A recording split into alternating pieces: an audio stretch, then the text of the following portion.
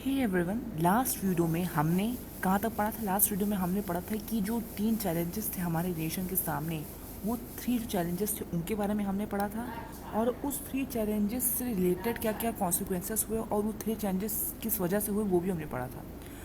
और उनमें से बाद में हमने पढ़ा था कि जो फ्रीडम के वक्त क्या क्या जो चीज़ें हुई थी, कितनी जो एट्रोसिटीज़ हुई थी अगेंस्ट मुस्लिम्स और अगेंस्ट हिंदूज़, वो भी हमने पढ़ा था। और उस पर कुछ जो पोएट्स थे उनका क्या कहना था, जैसे फैज़ अहमद फैज़ एक बहुत पॉपुलर पोएट थे, अमृता प्रीतम एक बहुत पॉपुलर पोएट थी, तो उनका क्या कहना था। और कुछ जो पॉलिटिशियंस थे, जो उस समय के बड़े बड़े पॉलिटिशियंस थे, उनका उस पर what was their point of view on that issue.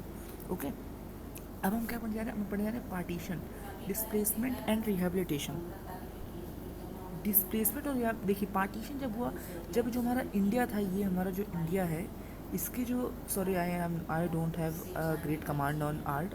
सो जो हमारा इंडिया था और इधर हमारा क्या था, पाकिस्तान था। तो यहाँ जब ये पार्टीशन हुआ और इधर भी एक पाकिस्तान था, 2 पाकिस्तान थे। ये कौन सा था? ये था हमारा वेस्ट पाकिस्तान और ये हमारा था ईस्ट पाकिस्तान। ये हमारा वेस्ट था, ये हमारा ईस्ट था। तो फिर इन दोनों भागों में डिवाइड हुआ भारत।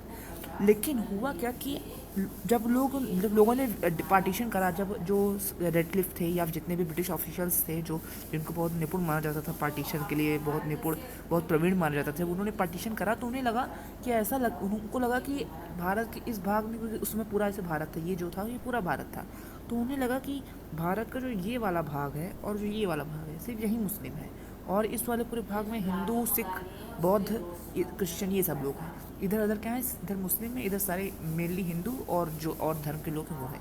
लेकिन ऐसा नहीं था।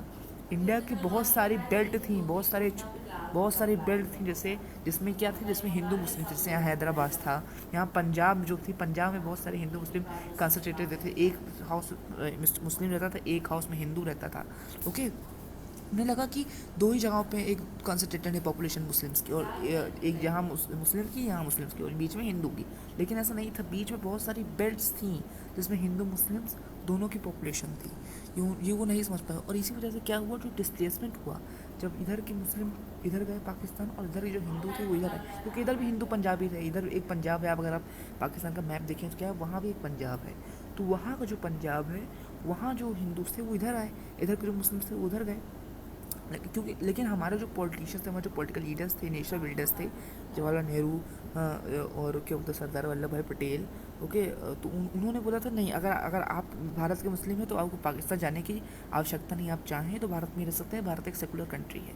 हाँ, पाकिस्तान में इतने ऊंचे पे नहीं बोला गया था, लेकिन वहाँ भी ये बोल दिया गया था कि अगर आप चाहें, हिंदू हैं तो आप पाकिस्तान में रह सकते हैं, आपको। लेकिन हिंसा बहुत हो रही थी यहाँ तो हिंदुस्तान में मुस्लिमों की, जहाँ हिंदुस्तान में जहाँ मुस्लिम कम थे वहाँ उन पर हिंदू हिंसा करते थे, और जहाँ हिंदू कम आबादी थे वहाँ उन पर मुस्लिम हिंसा करते थे। ठीक ना? जैसे मान लीजिए कोई एक स्टेट है, जैसे मान लीजिए स्टेट है हमारा मध्य प्रदेश। मध्य प्रदेश में मुझे तो नहीं पता उस समय की क्या डेमोग्राफिक, लेकिन अगर मान लीजिए वहाँ जो मुस्लिम्स हैं वो कम है और हिंदूज़ जो हैं वो ज़्यादा है, तो हिंदूज़ जो होंगे वो मुस्लिम्स पर अत्याचार करेंगे। और अगर हमारा हैदराबाद है, तो हैदराबाद में अगर मुस्लिम्स ज़्यादा हैं, हिंदूज़ कम है, तो जो मुस्लिम्स होंगे वो हिंदूज़ पर एट्रोसिटीज़ करेंगे। ओके, तो इसीलिए क्या हुआ, इसलिए लोगों ने सोचा कि भैया अपने अपने देश जाओ, अपने अपने जो देश हम लोग भी बनाए वहीं चलते हैं। इसलिए मुस्लिम जो थे वो पाकिस्तान गए, हिंदूज़ जो थे वो हिंदुस्तान या भारत आ गए। ठीक ना?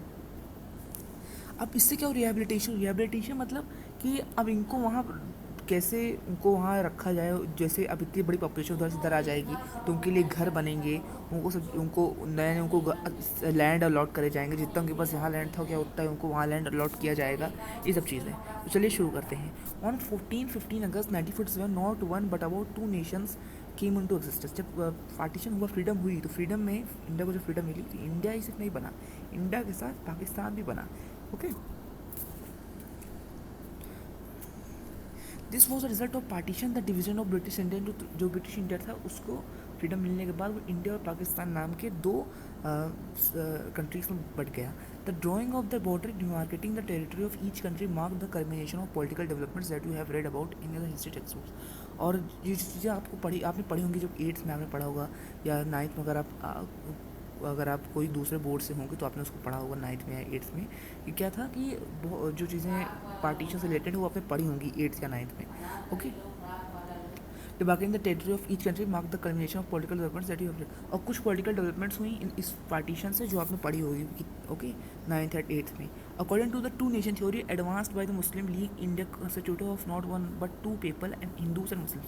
अब उसमें क्या था कि जो हमारे महात्मा गांधी थे या जवाहरलाल नेहरू थे, सरदार वल्लभ भाई पटेल थे, और जितने भी हमारे लीडर्स थे, नेशनल लीडर्स, भगत सिंह थे, जो रेवोल्यूशनरी के अगर मैं नाम लूँ तो चंद्रशेखर आज़ाद थे, ओके, सुभाष चंद्र बोस थे, जितने भी हमारे लीडर्स थे, इन्होंने इनका क्या मोटिव था? इनका मोटिव था यूनाइटेड इंडिया, कि हमें यूनाइटेड इंडिया बने, यूनाइटेड इंडिया हमारी बने, जिसमें सब तरीके के जितने भी रिलीजन्स के लोग हैं, जितने भी कास्ट के लोग हैं, सब एक साथ रहें, सोशो इकोनॉमिक बैकग्राउंड के जितने भी लोग हैं सब एक साथ रहें। लेकिन जो मुस्लिम लीग थी, Muslim league all India Muslim league थी, जो बनी थी 1906 में, ओके, और इसको मोहम्मद अली जिन्ना बनवाए थे। मोहम्मद अली जिन्ना इसके लीडर भी रहे बहुत सालों तक, क्योंकि मोहम्मद अली जिन्ना इसके संस्थापक थे। तो उनका कहना था, उनकी जो लीग थी उसके लोगों का कहना था कि इंडिया में दो कम्युनिटीज़ रहती हैं, हिंदूस और मुस्लिम्स। इसलिए जब इंडिया एक नेशन के रूप में बनेगा तो दो नेशन बनेंगे, एक इंडिया बनेगा और एक कोई दूसरा मुस्लिम नेशन बनेगा। India consists not of one but two people, Hindus and Muslims. That is why it demanded a Pakistan, a separate country for Muslims. और इसीलिए जो मुस्लिम लीग थी उन्होंने पाकिस्तान की डिमांड करी, जो मुस्लिम्स के लिए एक दूसरी कंट्री। तो पाकिस्तान में जो शब्द है ये आता है, पाक का मतलब यहाँ होता है, पाक का मतलब पंजाब होता है, हाँ, ए का मतलब यहाँ अफ़गानिस्तान होता है, हाँ, के का मतलब यहाँ कश्मीर होता है,